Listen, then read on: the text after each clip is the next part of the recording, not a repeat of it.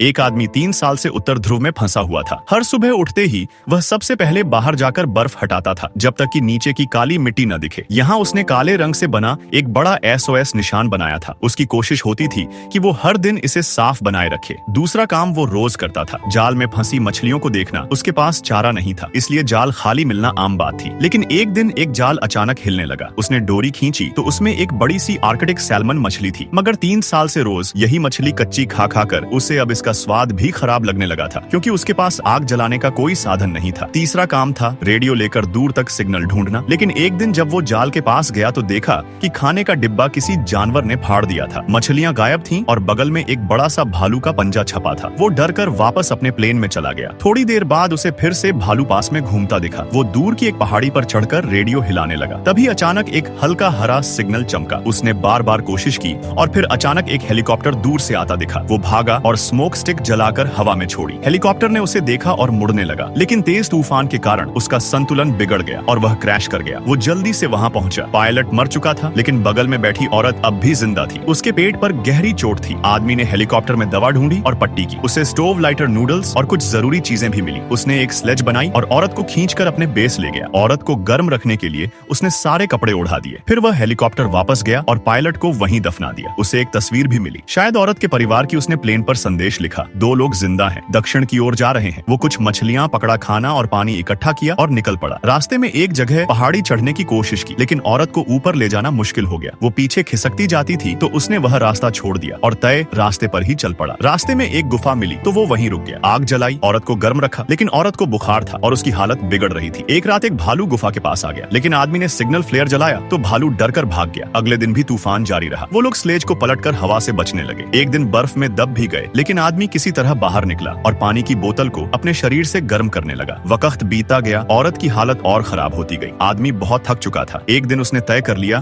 कि अब और आगे नहीं जा सकता, लेकिन तभी उसे बर्फ में कुछ बैंगनी पौधे दिखे। जब वो पास गया तो एक गड्ढे में गिर पड़ा और उसका पैर फंस गया। काफी मशक्कत के बाद वो बाहर निकला और वापस औरत के पास गया। वो अब उसे छोड़ना नहीं चाहता था। उसने उसे गर्म कपड़े पहनाए, खाना दिया और फिर से सफर शुरू किया। रास्ते में उसने धीरे धीरे स्लेज का वजन कम किया, बेकार का सामान फेंका, खुद घुटनों के बल रेंगता हुआ एक पहाड़ी चढ़ा ताकि देख सके कहीं मदद तो नहीं। और तभी उसने दूर एक हेलीकॉप्टर उतरते हुए देखा। उसमें जैसे अचानक ताकत आ गई। वो नीचे भागा, औरत को ऊपर खींचा, सिग्नल फ्लेयर जलाया, कपड़े जलाकर इशारा किया, लेकिन हेलीकॉप्टर उड़कर दूसरी दिशा में चला गया। अब आदमी थक चुका था। उसने औरत को गले लगाया और कहा, मैं यही हूँ, और फिर बर्फ में उसके साथ चुपचाप लेट गया। लेकिन तभी हेलीकॉप्टर नीचे आया और दोनों को बचा लिया गया।